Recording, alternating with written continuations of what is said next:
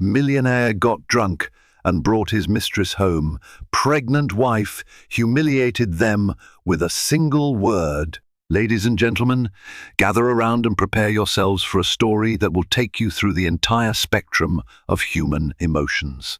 In this tumultuous tale of love, betrayal, and redemption, a charming millionaire husband comes home in the dead of night, drunk, and with a young mistress on his arm, only to discover that his devoted wife is waiting. Little does he know, in mere moments, his world will be turned upside down by a single word uttered from her lips. Friends become enemies, secrets unravel, and destinies hang in the balance. Stay tuned, this is a drama you will never forget. Matthew Alcott was not born into wealth. On a brisk December morning in 1981, he entered the world in the small town of Glenhaven, somewhere in the American Midwest.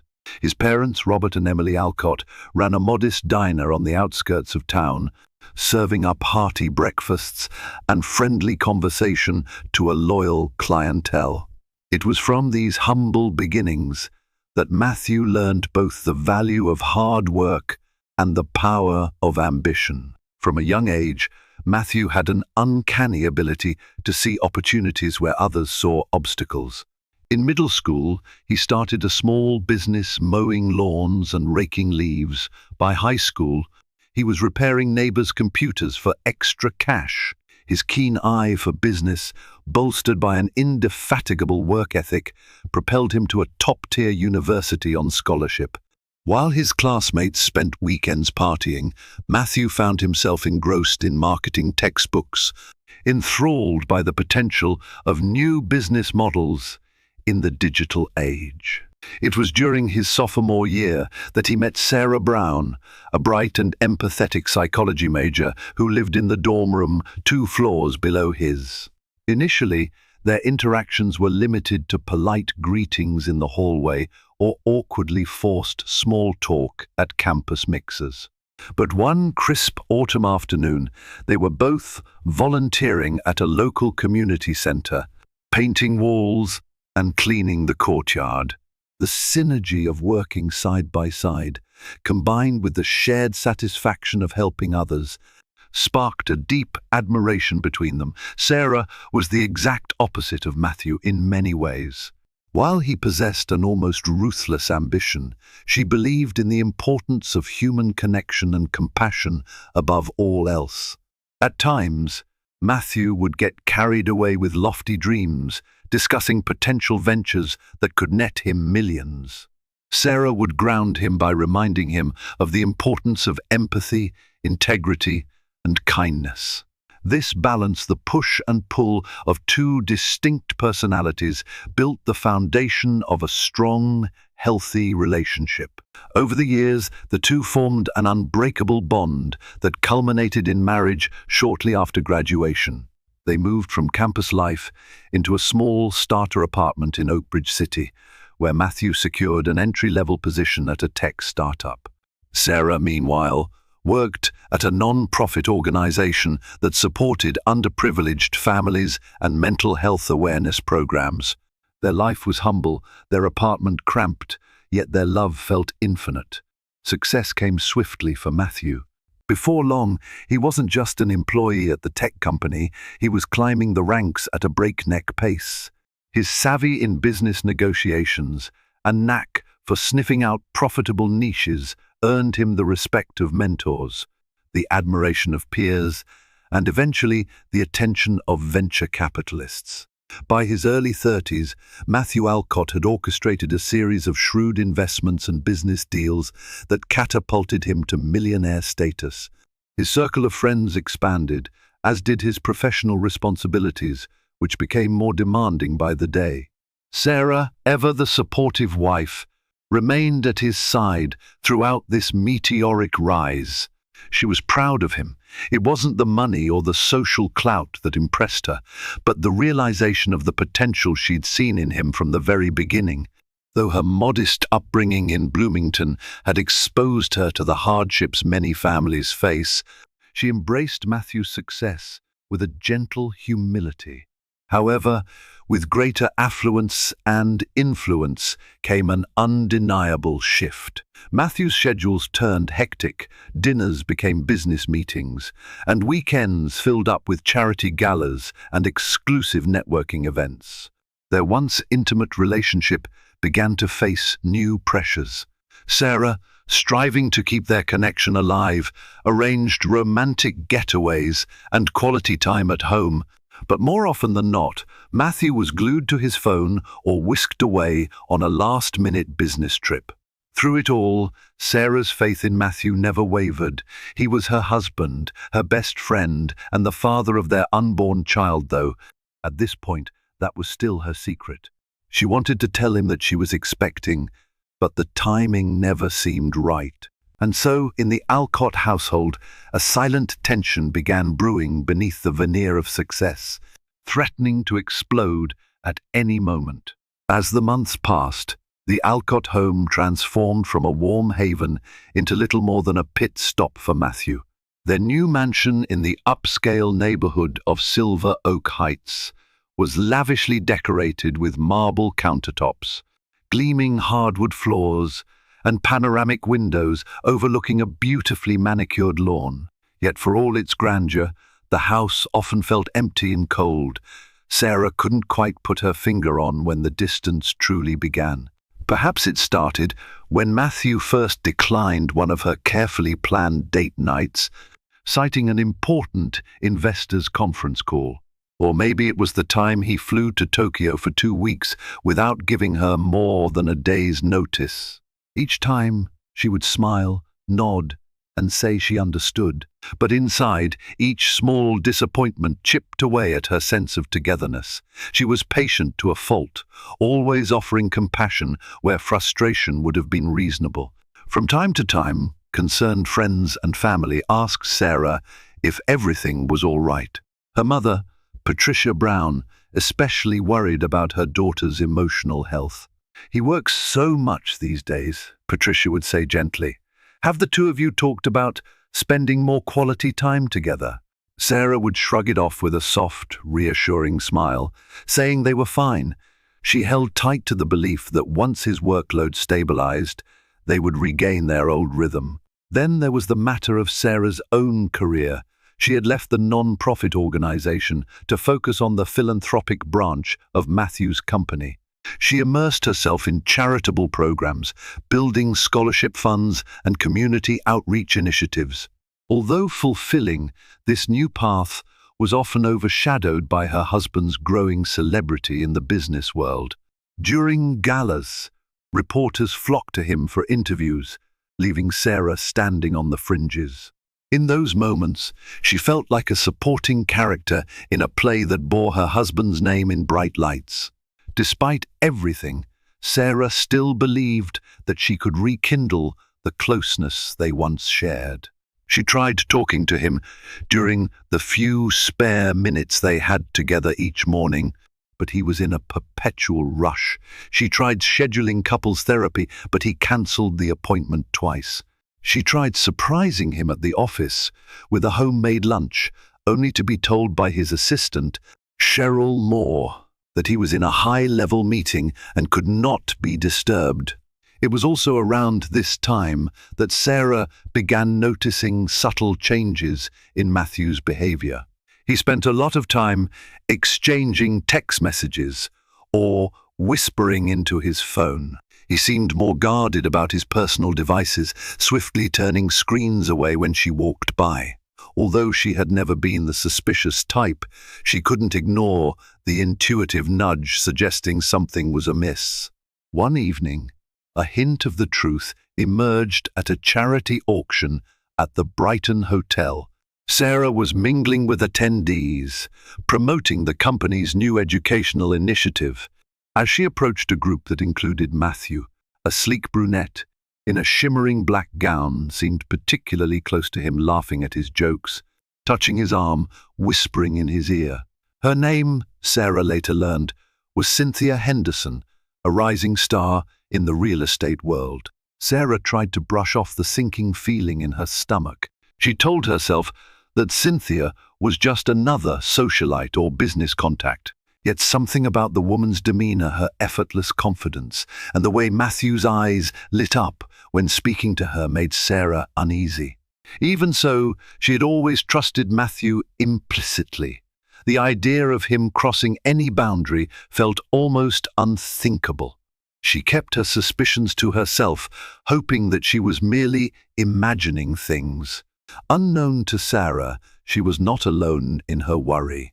David Robertson, Matthew's oldest friend from Glenhaven, had also noticed the subtle shift in Matthew's priorities. Over bourbon one evening, David gently asked Matthew if everything was all right at home. Matthew brushed the question off, claiming that Sarah was simply stressed by new responsibilities and that he needed space to focus on business expansions. David eyed him cautiously, unsure how to proceed, but said nothing more. Just a few days after this conversation, Sarah discovered a receipt for an expensive necklace in Matthew's jacket pocket. She hadn't received any jewelry from him in months. At first, she felt a flicker of hope that maybe it was a surprise gift for her. But the doubt crept in swiftly, dark and insidious, sowing the first real seeds of mistrust in her heart.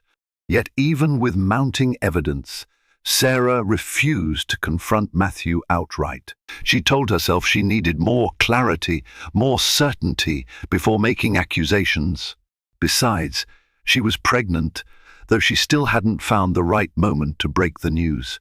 She reasoned that adding another layer of stress might worsen an already precarious situation. Little did she know how drastically her life was about to change when that final grain of suspicion tipped the scale. Matthew was no villain, at least not at his core.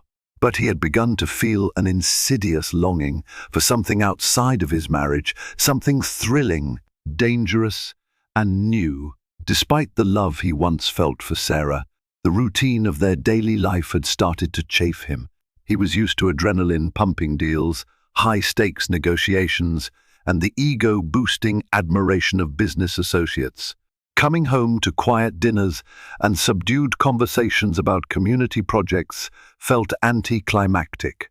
When Cynthia Henderson entered his life, the temptation was immediate, though he didn't recognize it as such at first. She was introduced to him at a networking event by Oliver Carmichael, an investment partner who was expanding into real estate. Cynthia exuded a kind of magnetic confidence. She was fiercely intelligent and knew how to command attention in a room. They talked mostly about real estate prospects and philanthropic ventures, discovering a shared interest in modern architecture and new development projects. What began as professional camaraderie soon escalated into late-night dinners under the guise of discussing business. Cynthia would sip her wine, leaning in ever so slightly, her perfume lingering in the air.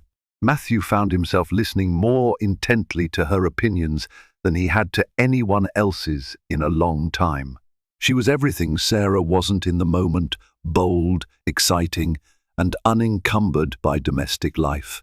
At first, he convinced himself that their relationship was purely platonic. After all, networking with influential people was part of his job.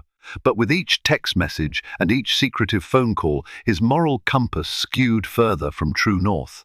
He found reasons to meet Cynthia in private settings, sometimes at her loft in the city, other times at exclusive lounges where they knew they wouldn't run into mutual acquaintances. The shift from emotional closeness to physical intimacy was quick. Fueled by Cynthia's allure and his own unchecked ego, Matthew crossed a line one evening at a business conference in San Francisco. A dinner meeting evolved into a lengthy conversation in Cynthia's suite, which culminated in a moment of lust that was impossible to take back. Yet, in the haze of the following morning, he felt less guilt than he expected. Instead, he felt an odd mixture of euphoria and power, certain he could maintain both his home life and this new excitement on the side. Cynthia was not naive. She knew Matthew was married, and she seemed to relish the intrigue. She often hinted at how privileged she felt to have one of the city's most influential men under her sway. Whenever Matthew hesitated or showed signs of returning to Sarah, Cynthia would dangle the thrill of their affair like forbidden fruit. She was careful to flatter him at every turn, praising his business acumen, his ambition, and even the way he dressed. The more time Matthew spent with Cynthia, the more distant he became from Sarah. Now, even Sarah's gentle smiles and unwavering support seemed like obligations. The very qualities that once endeared her to him, her stability, her compassion, now felt dull compared to Cynthia's allure of mystery and danger. Self-justifications piled up in Matthew's mind. He was not abusing Sarah, financially or otherwise. He was simply taking advantage of his new social and economic status. Men in power do this all the time, he told himself. It doesn't mean I don't love my wife. But in his quieter moments, the flicker of guilt turned into a firestorm of anxiety. He would recall Sarah's shining eyes on their wedding day, the unwavering trust she placed in him. Sometimes he'd see the old photo on the mantel, Sarah and him in their graduation gowns, beaming proudly. A pang of regret would course through him, but then the next message from Cynthia would arrive, inviting him to some exclusive property, unveiling, or a private dinner. And so the vicious cycle continued. In the midst of this, Sarah had no conclusive proof, but her suspicions were morphing into certainty. The carefully concealed receipts, the hushed phone calls, the intangible space in their bed at night, it all pointed to one conclusion. Yet she refrained from confrontation, more out of heartbreak than fear. She still carried within her a secret that could change everything. She was pregnant, and every moment she waited felt like an eternity.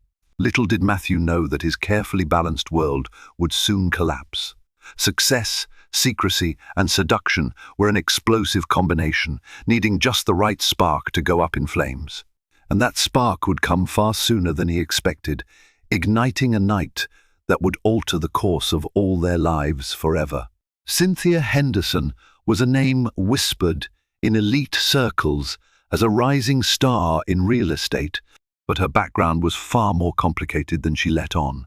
She hailed from a struggling family in Maple Grove, where finances were tight and ambition was the only way out. Cynthia had set her sights high from an early age. She worked 3 jobs through college, earning a degree in economics and building her network with relentless determination. When she met Matthew Alcott, she recognized something in him that mirrored her own drive, a hunger for success that was never fully satisfied. That shared intensity drew them together like magnets, but Cynthia's motivations went beyond mere passion or admiration. She saw in Matthew a gateway to the upper echelons of wealth and influence, a realm she'd only peered into from the outside. Their affair was more than a fling to her. It was an opportunity to secure her place among the city's elite. In her private moments, Cynthia might have felt a twinge of guilt. She knew Matthew was married, but those pangs were overshadowed by her desire for a life of luxury. She enjoyed the lavish gifts, the hushed dinners at Michelin-starred restaurants, and the bragging rights of being involved with one of Oakbridge City's business giants. Even if she didn't openly admit it, she saw Sarah as an obstacle, a relic from Matthew's simpler past that needed to be pushed aside. Away from Matthew, Cynthia confided in her closest friend, Lauren Bell, who knew every detail of the scandalous affair. Over cocktails in plush lounges, she'd describe how Matthew was putty in her hands, how he was so enraptured by her that he'd neglect to return home until late. Lauren cautioned her about overstepping boundaries. You don't want to destroy his marriage. That could backfire on you. Cynthia shrugged off the warning, feeling untouchable. She believed that once Matthew was fully in her grasp, he would prioritize her over everything else, including Sarah. Unbeknownst to either Matthew or Cynthia, the intricacies of their relationship were starting to come under scrutiny. Rumors circulated in the city's tight-knit business community. Whispers reached the ears of David Robertson, who was already uneasy about Matthew's behavior. David quietly confronted Cynthia at a real estate networking event, politely warning her not to manipulate his friend. Cynthia's response was icy. "He's a grown man, David. He makes his own decisions." David sensed the danger in Cynthia's words.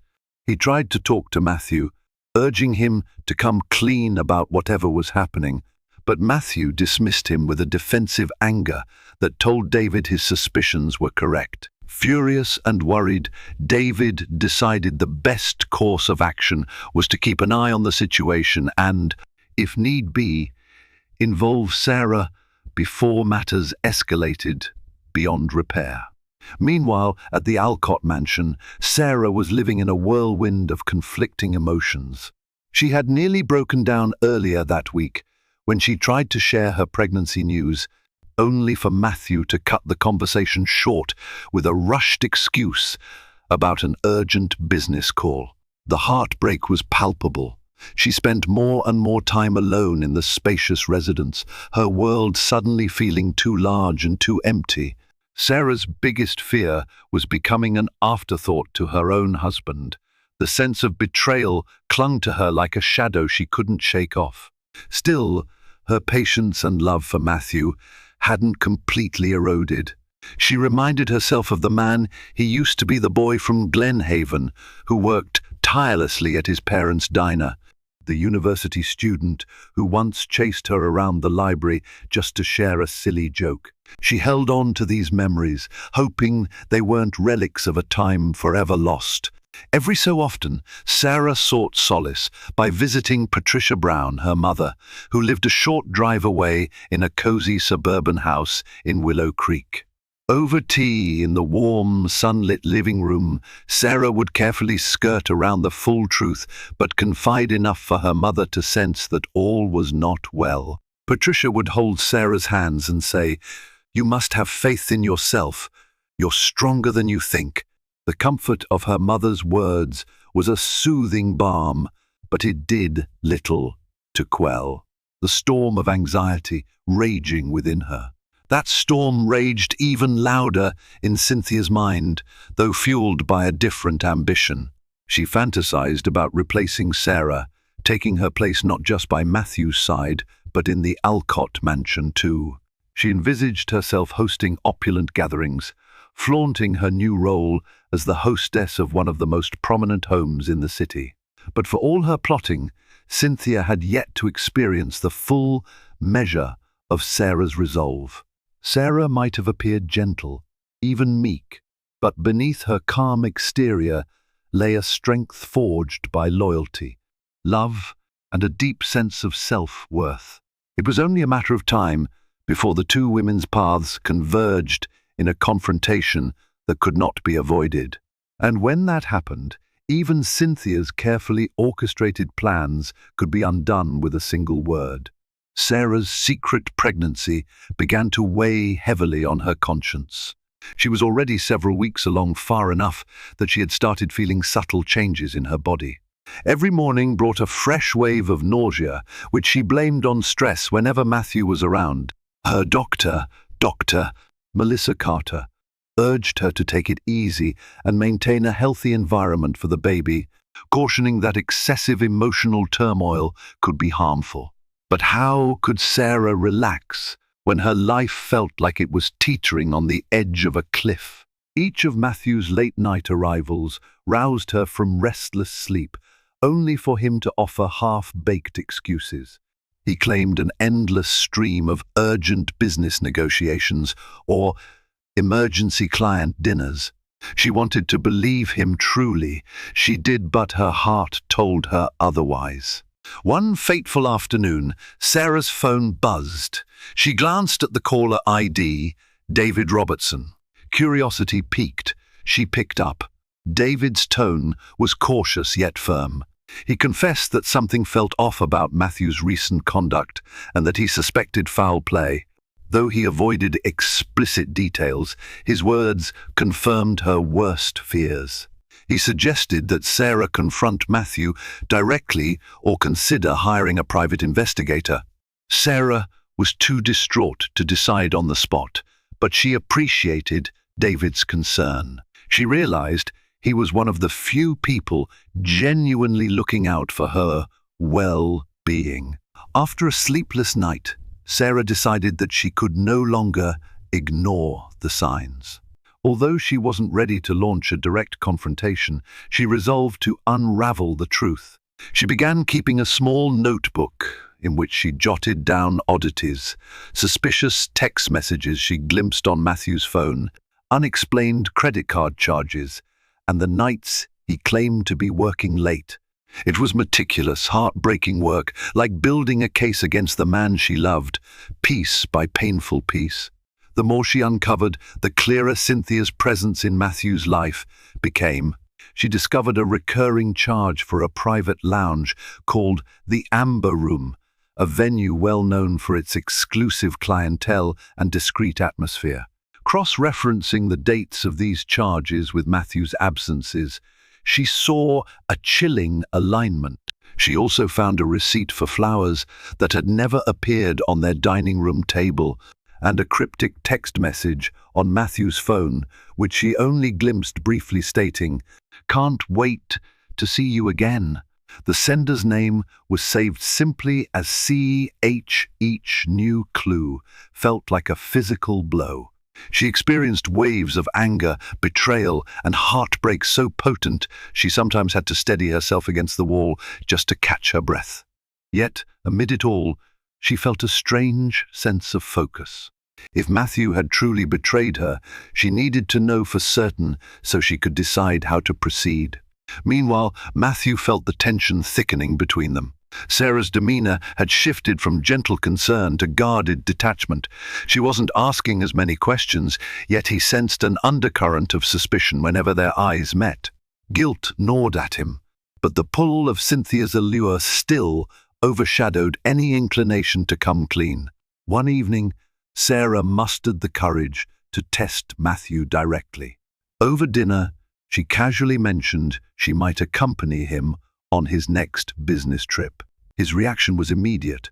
A strained smile, a stammered excuse that it was all very technical and uninteresting, followed by an uneasy shift in his seat. She felt her heart sink. It was all but a confession. That night, as Matthew stood in the living room, quietly sipping whiskey and staring into the darkness beyond their lavish patio, he wondered how long he could maintain this facade. He knew a confrontation with Sarah was inevitable. Despite his bravado, he feared her capacity for grace, kindness, and even more so righteous anger. He also questioned if he had any shred of moral fiber left in him, or if the thirst for excitement had entirely consumed his better judgment. Sarah, for her part, retreated to the master bedroom and pressed a hand to her abdomen. Her baby, a new life. She longed to share the news with Matthew in a moment of unbridled joy. Instead, the father of her child seemed increasingly like a stranger to her.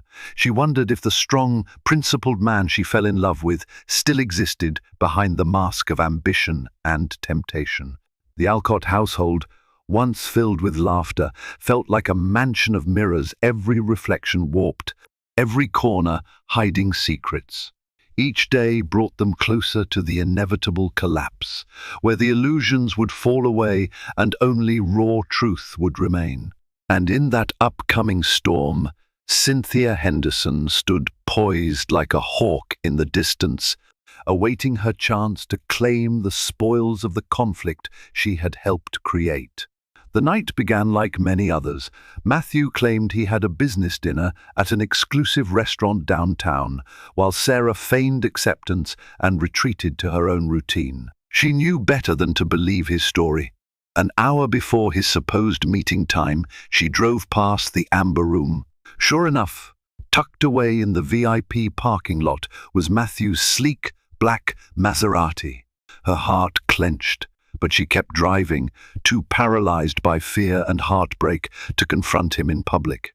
Hours later, well after midnight, Matthew stumbled through the front door of their mansion, except this time, he wasn't alone. Cynthia Henderson, wearing a tight red dress with stiletto heels, hung onto his arm.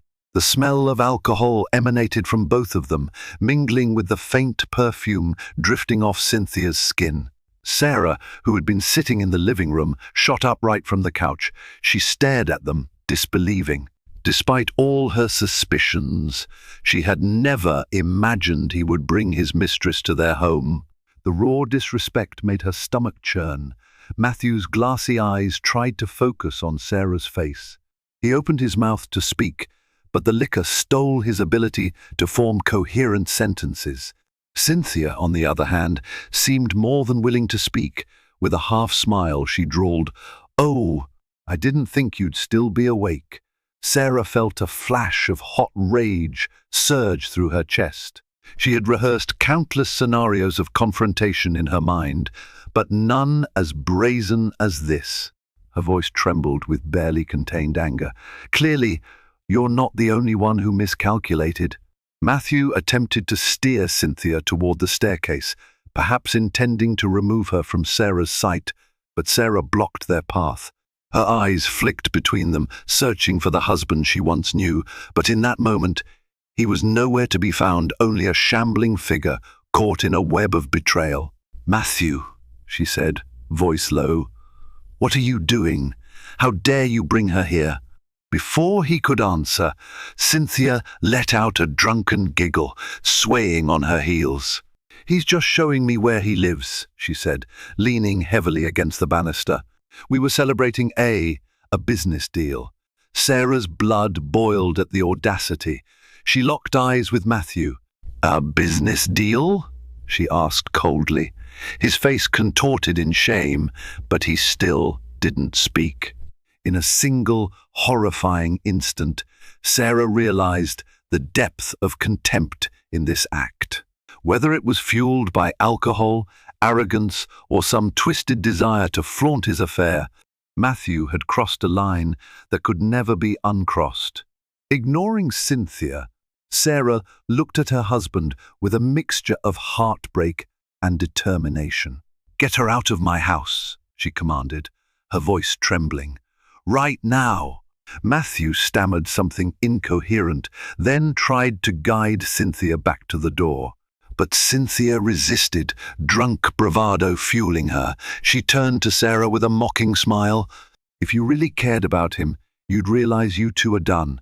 He deserves someone who can keep up with him, not a wife stuck in domestic boredom."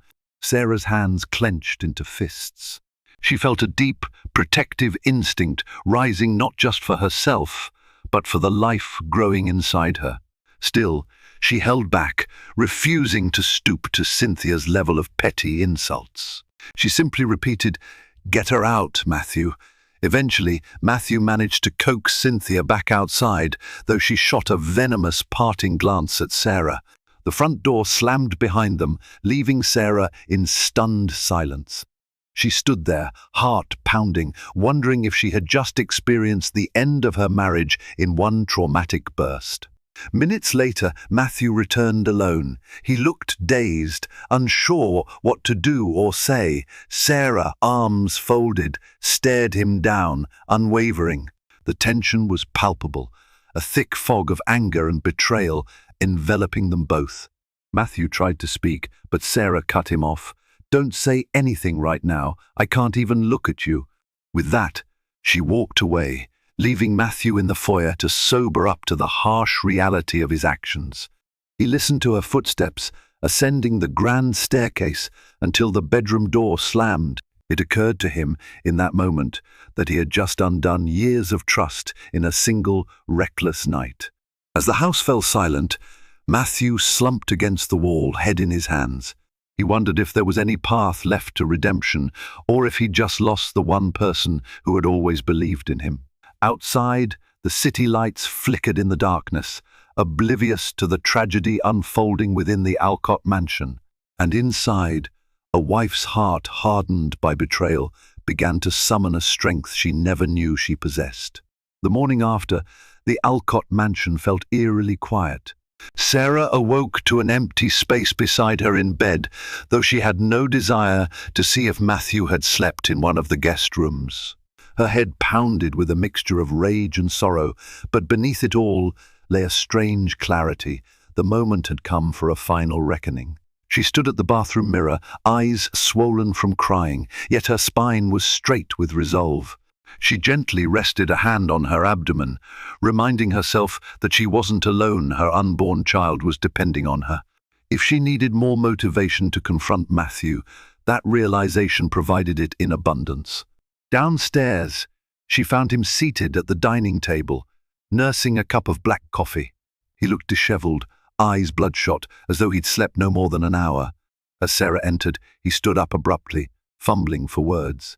"Sarah, She raised a hand to silence him. "I don't want to hear meaningless apologies. I want the truth." His eyes darted around, searching for a way to lessen the blow. Cynthia was just a mistake," he mumbled. "I was drunk." "Stop," Sarah interjected, her voice calm but commanding.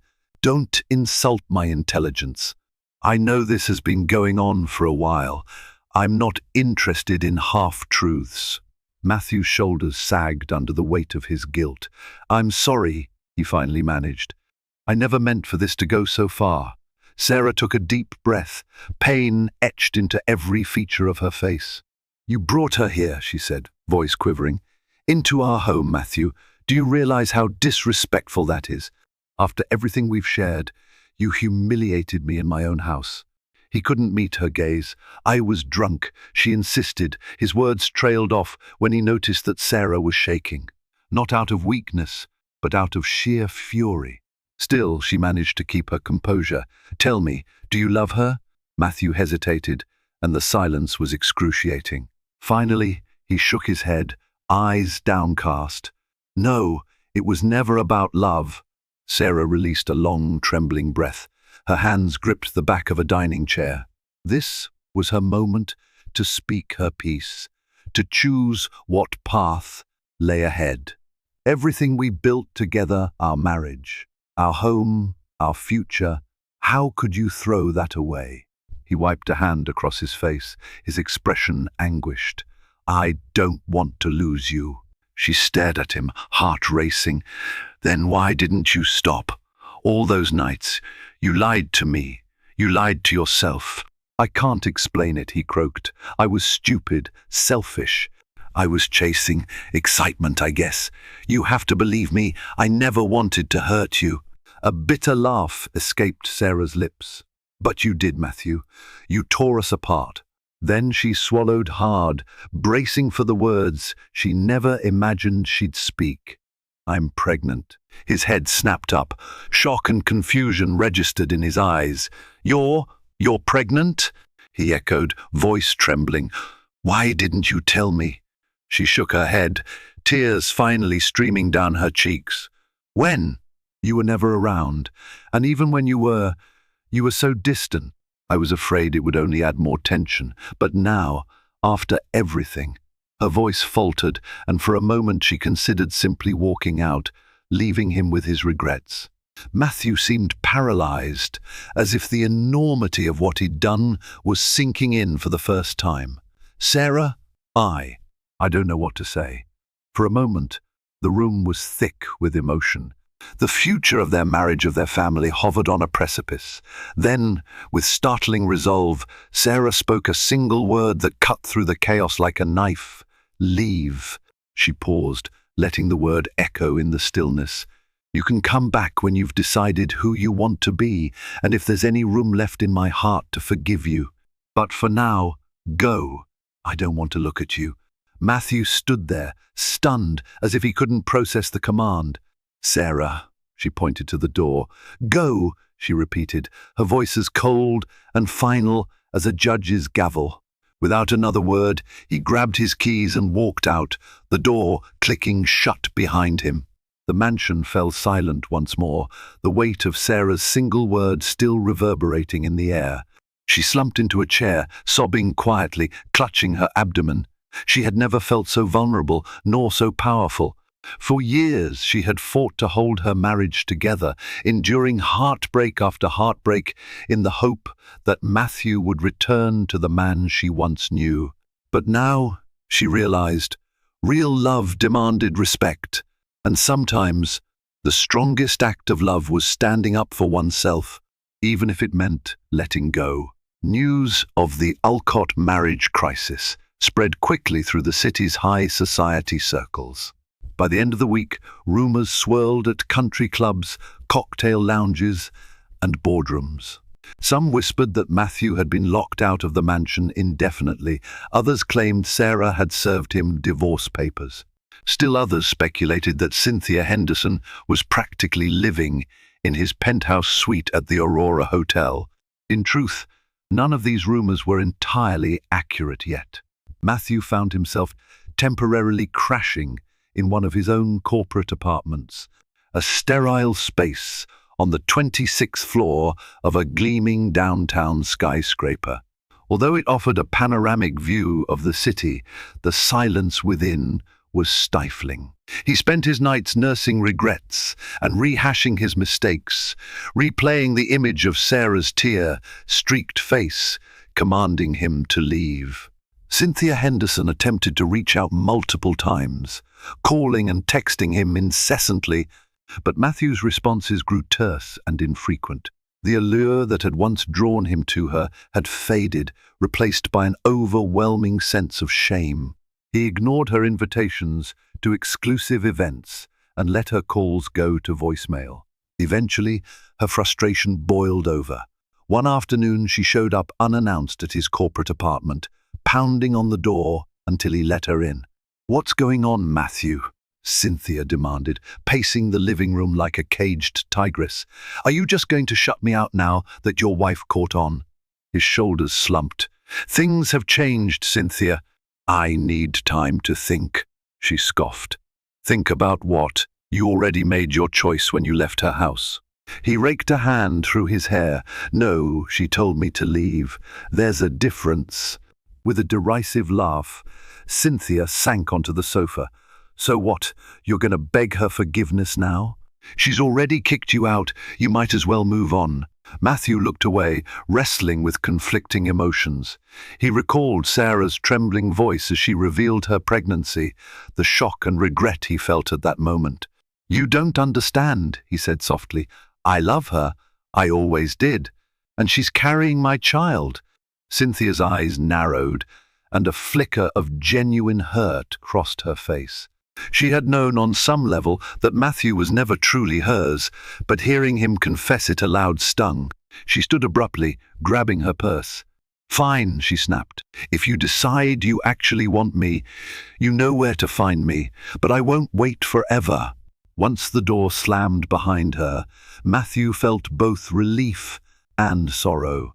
He had lost almost everything in a few short weeks: his wife's trust, his unborn child's secure future, and even the misguided thrill he'd pursued. Alone in the sterile apartment, he wondered if redemption was possible or if he was destined to live with his regrets. Meanwhile, Sarah navigated her own emotional turmoil. She had confided the full extent of her situation to Patricia Brown, who immediately offered unconditional support. "Come stay with me if you need," Patricia pleaded. But Sarah decided to remain in the mansion, determined to claim the space for herself and the baby she carried.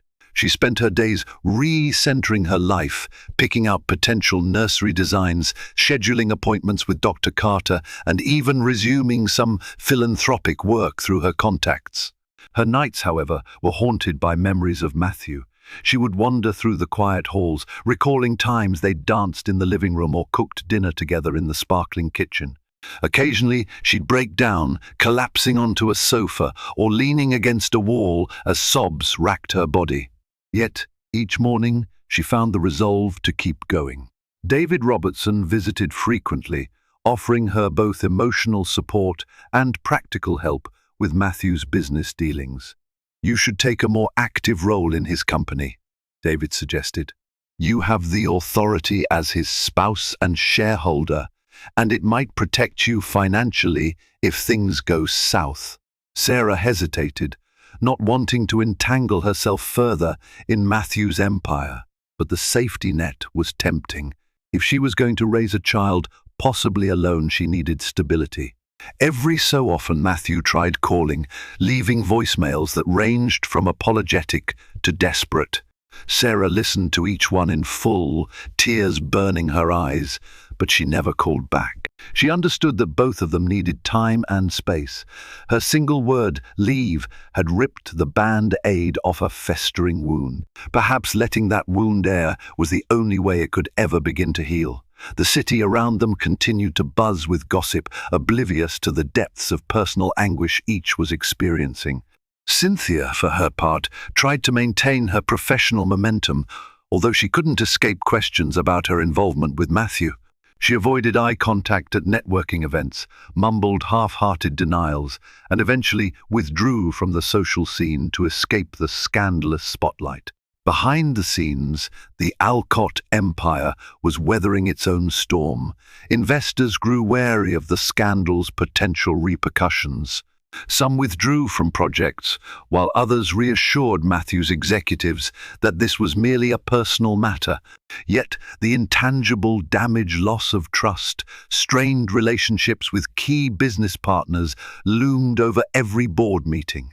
For the first time in his life, Matthew found himself on the brink of both personal and professional collapse.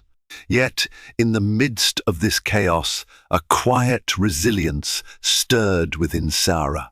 She found a new kind of strength in adversity, an understanding that her worth was not solely tied to being a faithful, supportive wife. Yes, she was that, but she was also a woman who deserved respect. And soon enough, the moment would arrive when she and Matthew would have to face each other again, this time with the weight of their unborn child's future pressing down on every word, every decision, every breath. Weeks turned into a month. The scandal surrounding Matthew's marital collapse slowly receded from tabloid headlines, replaced by new stories and fresher gossip. But for those directly involved, the repercussions were far from over. Matthew poured his energy into stabilizing his company, working late into the night from his corporate apartment. He closed 2 major deals that had been in the pipeline, partly to demonstrate to investors that his personal issues wouldn't derail the business. Yet, whenever he had a moment of quiet, his thoughts inevitably drifted to Sarah and the child he had yet to truly acknowledge. He wrestled with guilt and a desire for redemption. Over many sleepless nights, he realized that Sarah wasn't merely an extension of his life, she was the core of it, the moral compass he had abandoned. The lust for excitement that once enthralled him now felt hollow, overshadowed by the loneliness of a cold apartment and the absence of her warm presence. One rainy afternoon, David Robertson stopped by. He wasted no time with pleasantries. "Matthew, you have to clean up your act and talk to her. She's doing better without you, if I'm being honest, but you owe her at least an honest conversation." Matthew clasped his hands together, studying the pattern of raindrops on the window. "I know," he sighed. "I just don't know what to say. Start with the truth. Apologize. And if you really want to be a father to that child, you need to prove it to Sarah." Matthew nodded, tears threatening to surface. "I hate what I did to her," he whispered. "I hate myself for it." That same day, unbeknownst to Matthew, Cynthia quietly announced her departure from the real estate firm she'd been employed at. Rumor had it she was taking a sabbatical to focus on personal projects. In truth, she was fleeing from the fallout of her public indiscretions, which had cost her the trust of key clients. She never contacted Matthew again, though a single text buzzed on his phone late one night. "We had fun, but everything ends. Good luck." He deleted it without replying. Meanwhile, Sarah found solace in her growing baby bump, which was now visible enough that she couldn't hide it even if she wanted to.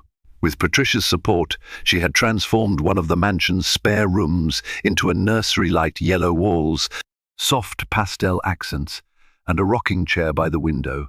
Though she dreaded the possibility of raising the child on her own, she also felt an undercurrent of excitement about the future.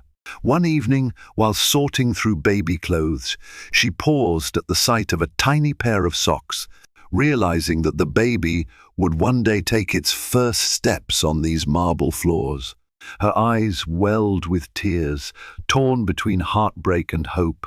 She wondered whether Matthew would be present for those milestone moments or whether she'd face them alone. As if in answer, her phone rang. The caller ID displayed Matthew's name. Her pulse quickened. She debated letting it go to voicemail, but a wave of empathy washed over her. She answered with a hesitant, "Hello." His voice was strained, but earnest. "Sarah, can we talk?" She was silent for what felt like an eternity. Finally, she said, "All right, tomorrow afternoon, here." When Matthew arrived at the mansion the next day, he was a different man, pale, anxious, and remorseful.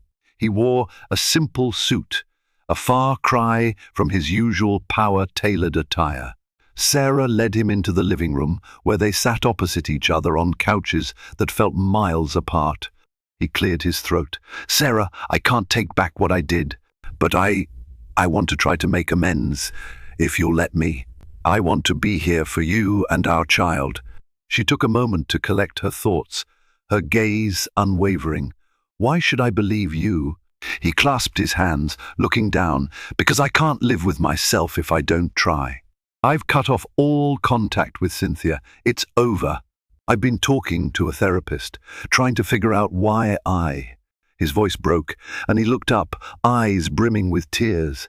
"I don't expect forgiveness overnight. I need you to know I'm committed to changing." Sarah felt her eyes mist over, but she held firm. "Commitment isn't just words, Matthew. It's actions, day after day. I told you to leave because I needed space. I still need to see that you've changed." He nodded, swallowing hard. "I understand." A long silence settled between them, thick with unspoken pain and the faintest glimmer of hope. Sarah finally stood, and Matthew followed suit, uncertain of what came next. She folded her arms protectively over her belly. "I'm willing to see if you can keep your word," she said cautiously. "For the baby's sake, if nothing else." Matthew exhaled a breath he didn't know he'd been holding. "Thank you. I promise I'll do whatever it takes." She nodded, a tear slipping down her cheek. "This isn't a second chance, Matthew. It's a test. Don't fail it." With that, she showed him to the door, each step echoing in the hall, as if underscoring the fragile nature of their future. Outside, rain clouds gathered, casting a gloom over the manicured lawn. Inside, Sarah closed the door, leaning against it. Part of her wanted to collapse into sobs, but another part of her felt an unfamiliar stir of strength. She had laid down her boundaries, stood up for her self-worth, and now it was up to Matthew to meet her where she stood. Whether their love story would end in redemption or ruin remained to be seen. But one thing was certain: Sarah was no longer the passive figure in the background. She was the architect of her life, and that of the child she carried, come what may. Over the next several weeks, Matthew worked tirelessly to rebuild the trust he had so carelessly shattered. He moved out of the corporate apartment, but did not immediately return to the mansion. Instead, he rented a modest townhouse close to Sarah's neighborhood, allowing him to be near if she needed anything. Gone were the late-night outings and secret rendezvous. His days now revolved around therapy sessions. Business responsibilities he handled with renewed integrity, and carefully timed visits to see Sarah. True to her word, Sarah allowed him back in small increments. Sometimes he would come by to help assemble a crib or discuss parenting plans. Their interactions were measured, cordial, but wary. Sarah had no interest in half-forgiven confessions or empty apologies. She observed Matthew closely, noting how he spoke, how he carried himself, and whether his actions matched his words. In therapy, Matthew confronted the roots of his destructive behavior. He acknowledged the adrenaline rush of success had made him crave validation. Affairs, power plays, and endless business deals had been a toxic cocktail fueling his ego. Admitting these weaknesses stung, but he found surprising clarity in the confession. He realized that the man he once was principled, hard-working, and loving had been overtaken by a never-ending pursuit of more. Slowly, he began mending relationships in his business circle too. He made personal phone calls to disillusioned investors, assuring them of a more transparent leadership style. He reconnected with employees he'd neglected, listening to their concerns and building a healthier corporate culture. While not everyone accepted his transformation at face value, they saw enough genuine effort to grant him cautious optimism. One bright afternoon, Sarah allowed him to drive her to a doctor's appointment. The two sat in the waiting room, an unspoken tension hovering between them. But when Dr. Carter invited them in for an ultrasound, everything shifted. The rhythmic sound of their baby's heartbeat seemed to wash away the negativity that had drowned their relationship. Watching the tiny figure on the monitor, Matthew felt tears slide down his cheeks. Sarah, sensing the gravity of the moment, reached out and took his hand. "It's strong," said Dr. Carter with a reassuring smile. "Everything looks healthy so far." In that intimate moment, the weight of their shared history pressed in on them. For a brief instant, Sarah saw a glimpse of the man she'd married, the young, earnest Matthew from Glenhaven. She pressed his hand gently before releasing it, uncertain but hopeful. After the appointment, they walked out to the parking lot in silence. Finally, Sarah spoke. "Thank you for coming with me." Matthew nodded, his gaze lingering on her. "I'm grateful you let me. I know I don't deserve it." Sarah paused by the car, exhaling slowly. "I don't want to hate you, Matthew, and I don't think I do. But trust, that takes time to rebuild."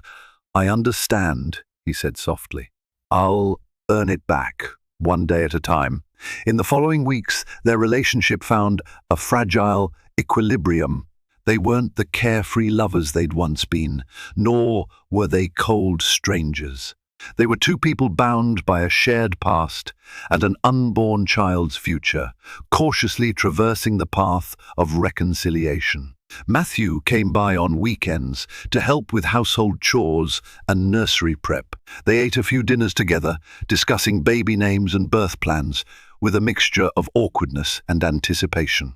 Occasional setbacks tested their resolve. A stray message from Cynthia, a tense business dinner, or a memory of betrayal could plunge them into turmoil. But each time, Matthew faced the discomfort head-on, refusing to run or hide. Sarah, in turn, allowed herself to see his sincerity, though she guarded her heart fiercely. When the baby finally arrived, a beautiful, healthy girl, they both wept tears of joy and relief. In the hospital room, as Sarah cradled the tiny infant, Matthew stood by her side, his gaze filled with awe. Overcome with emotion, he whispered, "I'm sorry for everything. I promise to spend the rest of my life making it right." In that moment, Sarah looked at him, tears brimming in her eyes. She saw remorse, commitment, and the kind of love that might endure after all. Whether forgiveness would fully blossom was still uncertain, but hope took root in her heart. She pressed her cheek to their daughter's small head, feeling the warmth of new life, bridging the chasms of betrayal. Days later, they brought the baby home to the Alcott mansion. It was a home that had once stood as a monument to success, but was now infused with a deeper meaning, a place of growth, redemption, and fragile unity. As they stepped through the door, Sarah remembered the night Matthew had brought Cynthia there, the shameful moment that had nearly destroyed them, and she recalled the single word she had wielded to protect her dignity: leave. Now, as she watched Matthew carry their daughter inside with tender care, she realized that sometimes letting someone go is the only way to truly bring them back. The future remained uncertain, but for the first time in months, she felt a genuine surge of optimism. Their story was far from perfect, but perhaps in its imperfection lay the seeds of a stronger, more authentic love. And so, dear viewers, our story comes to an end, or rather, to a new beginning. The Alcott Mansion, once a battleground of betrayal, has become a place where a wounded husband fights to redeem himself and a wife discovers the unbreakable power of her own self-worth. The true drama lies not in the fall from grace, but in the uncertain climb toward reconciliation. If this emotional roller coaster of heartbreak, hope, and hard-won forgiveness moved you, please show your support. Click like, share this story with friends who might need a reminder that even in the darkest of times there's a spark of light. And subscribe to this channel for more tales that dive deep into the human soul. Your engagement helps keep stories of resilience alive, and who knows, the next dramatic twist might be just a click away.